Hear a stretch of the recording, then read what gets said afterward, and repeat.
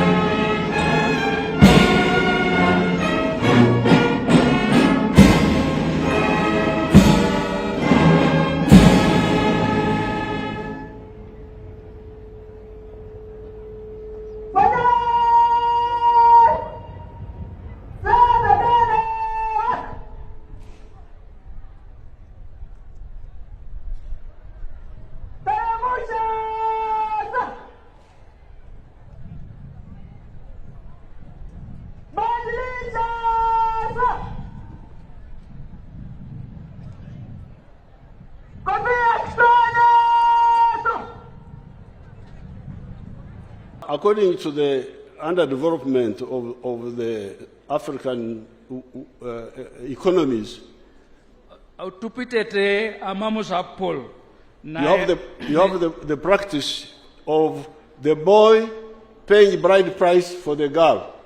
Idumuni jebe atupitete nono lo ni Afrika ne idumuni jebe esapata lo ichana ngesiberebo betachi emanyi apese ne lomutokala la baran kedi kapunu luipo. That's why the Karamojong finish one another with the Turkanas killing one another to get cows to go and pay for women. Epone ngolesi wana jobi Karamoja kedi Turkana yarasi na are kotosi ademu na kitu anoemanyiti. Backwardness. Amma majau tukau. Underdevelopment. Amma musapol. So when the Basoga family went to Ankole, Selote family lo Busoga Angole Ankole, because of the work we have done there, anunguna nisa matasa ngina Ankole. After the family didn't ask for bride price. Mame kalela Ankola buingiti bobikapunu ba lo atmamanyit. From the boy. Anaje sapat. But after the wedding, akaolona kesi epuchiti la dukokin. The family of the girl told the family of the boy, you go and pick cows you want. You go and pick cows you want. Apotu iuriaka pesi ulimokisi iuriaka sapat ebe akaolone epuchiti. And then these people said, but we are not supposed to pick cows, we're supposed to bring cows. They say, no, this is our God, we give you the cows. How many? Namuganda told me 90. They couldn't believe. But that's what happens once the families get out of that very low level of poverty. All my girls have been married. I am a big judge now, big grandfather. But I am the one who pays bride price for them when they get married. I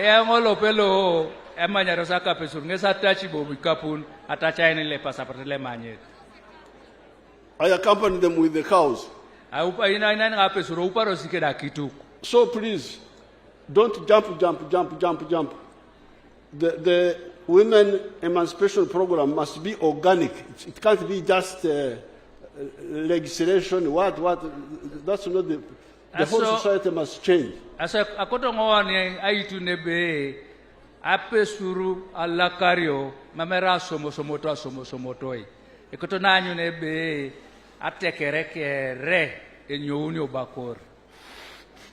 Now, with Teso now, we are started moving well. With Teso, we are started moving well.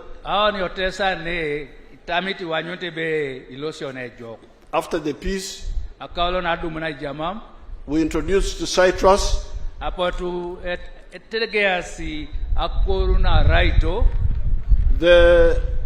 Some people are talking about this and that about citrus, but I have now confirmed that it is a good project in spite of the mistakes of our people. The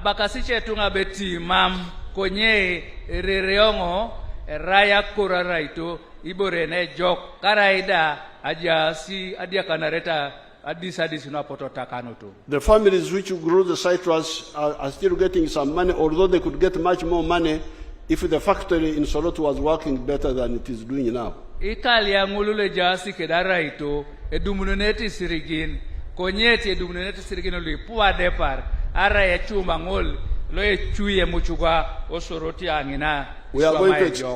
to expand that factory. We are going to expand that factory so that it takes all your citrus.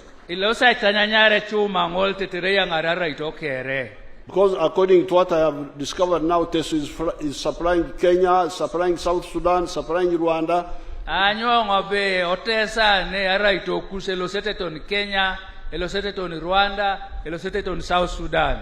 But supplying raw materials, therefore they get paid very low prices.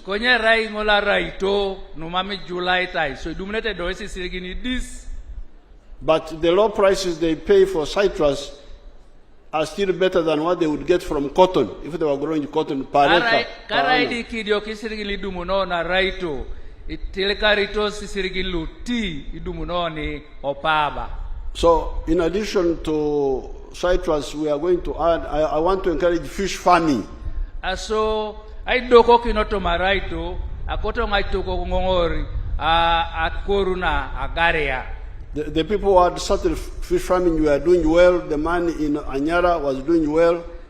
Itungangululu atega si aipita garia ejase jo kwapata tiakaitingolule ja Anyara. The man between Amuria and Soroti was doing well. Eja kaitile ja Amuria alias kale ja Soroti da ejase jo kuka. The man north of Busia town between Busia and Tororo and Marabo was doing well.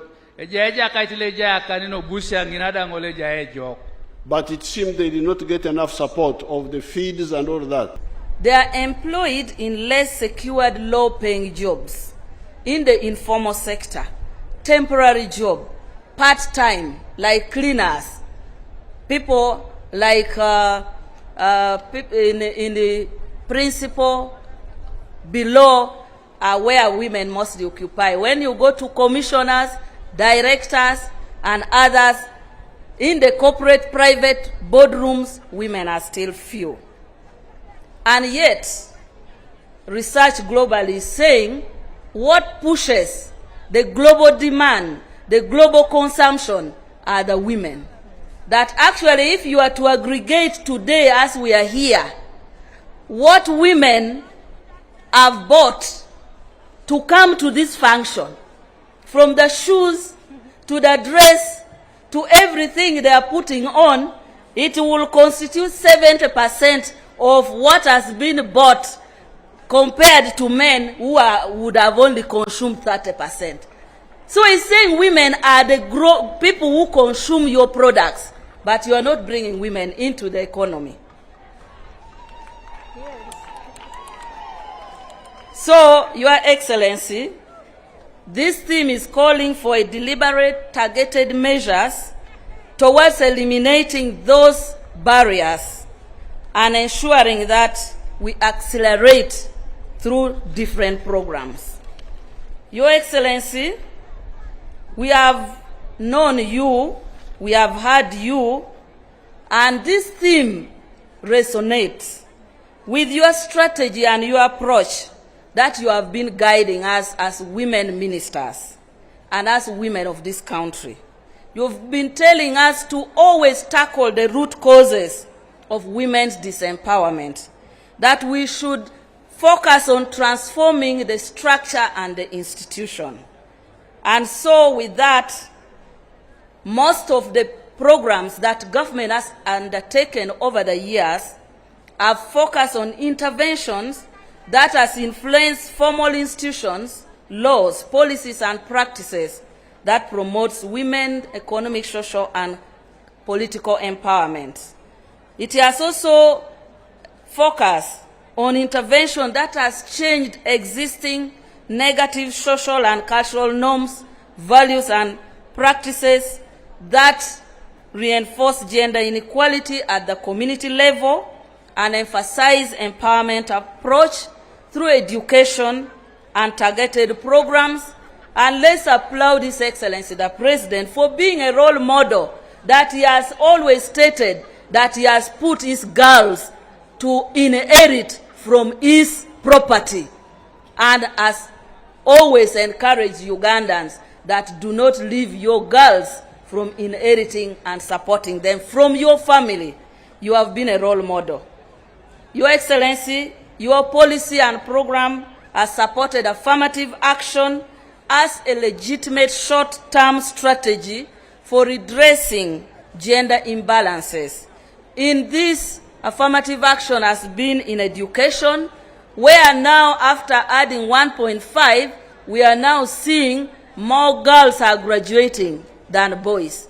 More girls are doing better in O-level results, in PLE results, in A-level, more than the boys. And I think many people are now calling for boys to again be re-empowered.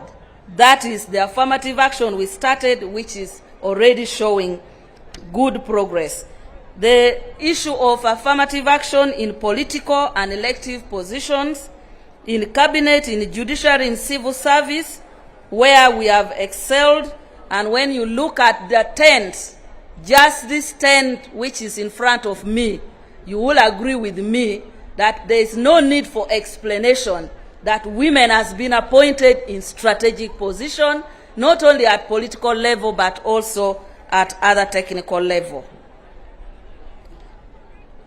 The leadership of the Ministry of Gender, Labor and Social Development has focused, after internalizing His Excellency the President's guidance, to ensure that we focus our approach to the key documents that guides our nation. This is contained in Uganda National Development Plan, the NRM Manifesto, the East African Community Vision 2050, African Union Agenda 2063, which has defined key national, regional, and continental programs. And we have also focused on comprehensive interventions which are context-specific. For example, if we go to Karamoja, we are not going to impose programs or gender programs without contextualizing the culture, the custom, and the need for progressive revolution of those social programs. We implement our gender program within the context of the society, because, Your Excellency, you have guided that society should not be forced. We should allow society to organically transform. So our programs usually ensures that we build individual household income, skilling, changing norms and institutions, and I'm glad, Your Excellency, that I need to applaud the two institutions here, the cultural institutions and the religious institution. Through the interreligious and through their cultural institution, they are supporting us in mindset change in that context. We want to thank them for that partnership. Your Excellency, our mandate as a Ministry of Gender on behalf of government in fostering these issues has enabled us to start programs to empower women. We have Uganda Women Entrepreneurs Program, which gives capital for rural women at parish, sub-county and district level at 6% of interest rate with 1 year grace period. So you borrow the money the first 1 year, you don't pay any interest, you start paying after the second year, but also only 6%. We have the SACCO, PDM, Emioga, now we have GROW, which I will articulate more shortly. Your Excellency, we want to thank the commercial banks and financial institutions. Most of the businesses are private sector driven, and they require capital to start, expand, and grow their business. Commercial banks and financial institutions has designed programs for women. I want to highlight a few banks. DFCU has a program of Women in Business program where they tailor their product and it is only for women. The Women's Trust Bank, Stanbic Bank, they have a Stanbic for her. Finance Trust Bank, Centenary Bank has a Superwoman program. BRAC, Uganda Bank Limited, and most of these banks have now designed program where they have less documentation and manage to give less collateral requirement for women to access this program. These are the issues that we need to tackle, that women who are not in these areas are able to go into the bank and get a product that suits them. Your Excellency, I also want to inform you that we are into incubating and skilling women entrepreneurs. The incubating, when you visited the exhibition, you saw most of the women with products there, and they were telling you what they are doing. Most of them are supported to start those businesses. and they have started in certain government institutions. They have now developed the products and require to expand. And I will tell you how we are going to support them to now go into the market. Your Excellency, we are also coordinating government programs to engender them. That's why I want to actually, in a special way, recognize Right Honorable Rebecca Kadaga. I think Right Honorable, first stand up. Right Honorable Rebecca Kadaga, when she was a speaker and I was chairperson Uganda Women's Parliamentary Association, pushed three programs. Number one, a program that supported women in parliament to have a room where they can breastfeed their children while they do parliamentary work. Because we realized that most young MPs who produce children needed time for committee work and for parliament. So that enabled most of them. The second program was to come up with what we call gender equity certificate. This gender equity certificate ensures that all the MDAs, ministries, departments, and agencies must produce a certificate under the finance budgetary process. If you don't produce it to show that your budget is gender responsive, your budget cannot go to parliament. And now we have achieved so much under this intervention that you see Ministry of Local Government, all the markets they have constructed, it has a daycare center, it has a sanitary facility, and many gender issues because of the women of affirmative action that has gone into decision making. The third program that the Right Honorable Speaker again spearheaded when I was in the chair of OWOPA was when we said we need specialized hospitals for women in Uganda. And she put her foot down to ensure that we had a loan that was passed under her leadership, and I recall, Your Excellency, it required the Right Honorable Speaker at that time to walk to you and convince you with some of us. That is how Mulago Women's Specialized Hospital was built, courtesy of the resilience of the Speaker who was a woman. So when people say affirmative action does not pay, I want to say affirmative action has paid. Those three fundamental programs has facilitated women to have a gendered budget, to have a women's specialized hospital, and to have daycare center, which is now entrenched in our amendment of the Employment Act. The Employment Act we amended 2022 has now integrated the daycare space or time for women who are in the working class.